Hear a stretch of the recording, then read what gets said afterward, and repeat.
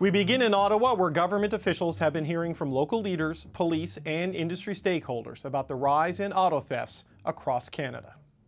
We have a crisis across Canada with cars that are stolen every few minutes, and it's completely unacceptable. I would say the number one issue is public safety.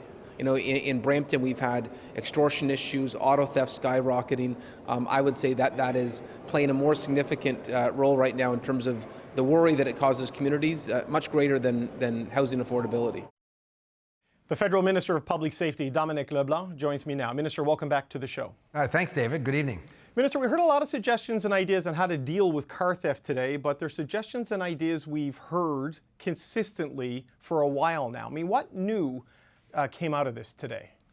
So I think one of the new things is the government's intention to ban the possession or sale of these devices. I guess they're known as flippers. I learned that today. But they're the electronic copying devices that allow criminals to copy the electronic keys of cars. We heard my colleague, the Transport Minister, say that he was going to look at vehicle regulations, manufacturing regulations around vehicles in Canada, obviously with Americans, but to see, is there a way that we could improve the security in the vehicles? The thing that I took away from the meeting today, David, was a real sense of urgency shared by everybody, including obviously the Government of Canada, in what additional things we can do together, provinces, the Government of Canada, law enforcement, not just the RCMP, but provincial, municipal police, the Border Services Agency.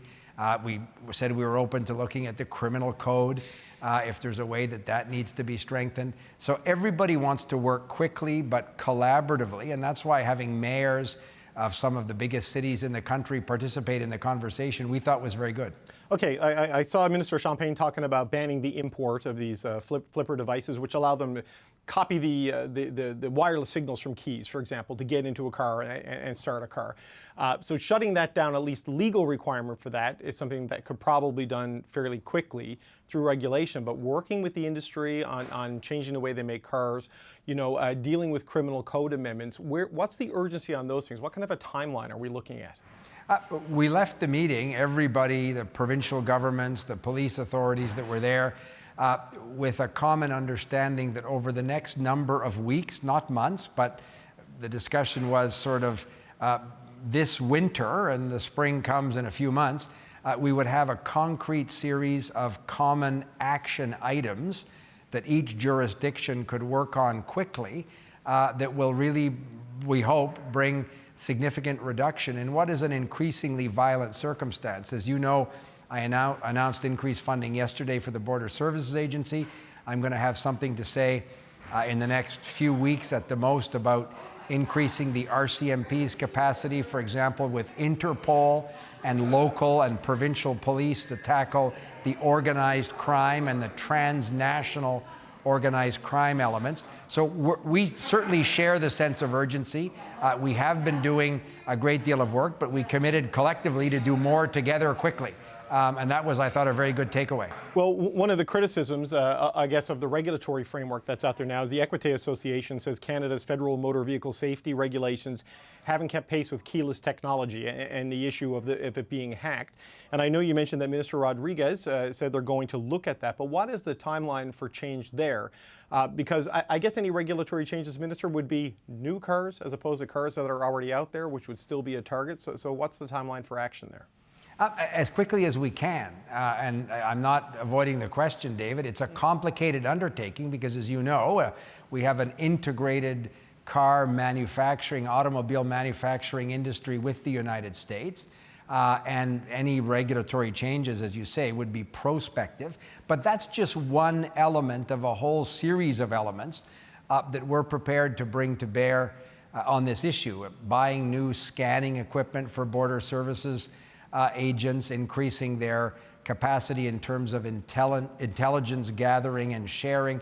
The best way for the border services at ports, for example, in Montreal, to interdict the export of stolen vehicles is to have intelligence shared by local and provincial police. The vehicles aren't being stolen at the Port of Montreal. They're stolen in communities big and small across the country, but mainly in a number of big cities.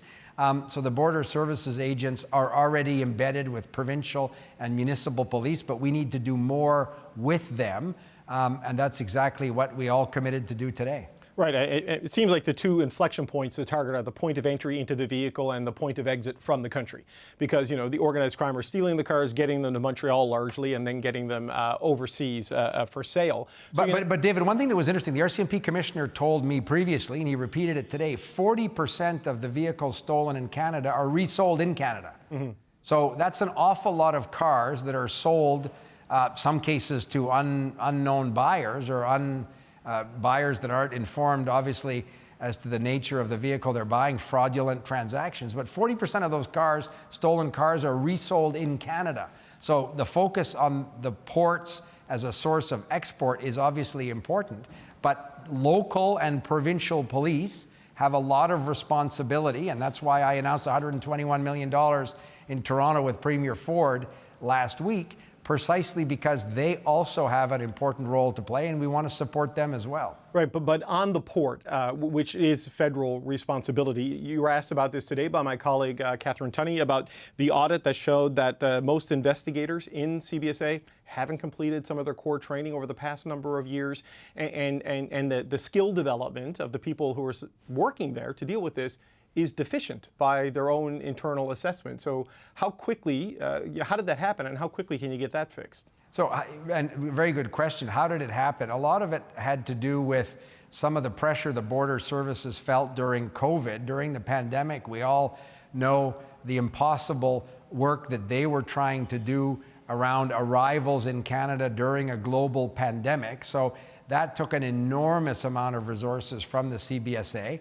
And in many cases, the president of the CBSA told me that would explain why some agents are late in completing these courses, but that is not an acceptable circumstance.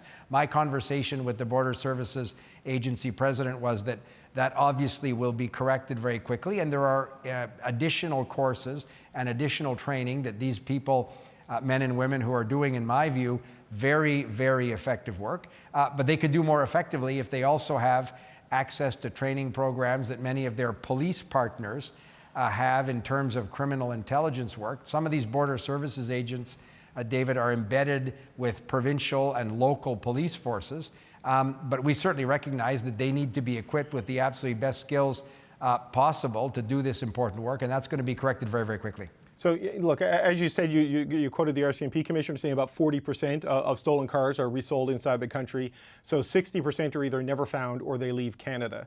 And one of the things that Tom Creek from the OPP said today is that criminals see this as big money but low risk, because 68% of people convicted of car theft are out in under 6 months. So I know the Prime Minister suggested today that you would be looking at tougher sentences for car thieves in the criminal code. What are we looking at there? Would it just be every car theft, or would it be car theft tied to organized crime? Would it be car theft with violence? Because a lot of these elements exist in law. What kind of changes might you be looking at? And as you said, there are already severe penalties for being part of an organized criminal network or using violence, weapons, in the commission of a criminal offense.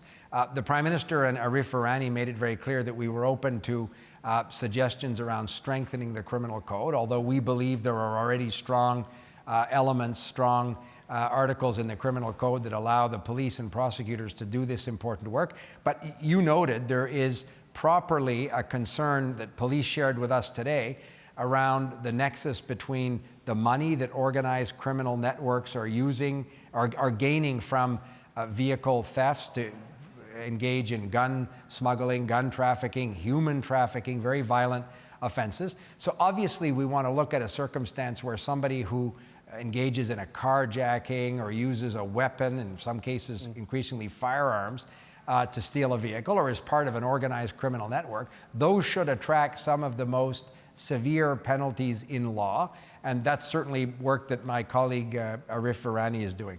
So will we see that during this sitting of the House, Minister? Like, the rate of auto theft is exploding in the two biggest provinces in the country, and so there's some urgency to deal with this. And a lot of the law enforcement experts we've spoken with say deterrence is a key thing here. So how quickly can you move on this? I know you say as quickly as possible, but will we see legislation amending this during this sitting of the House?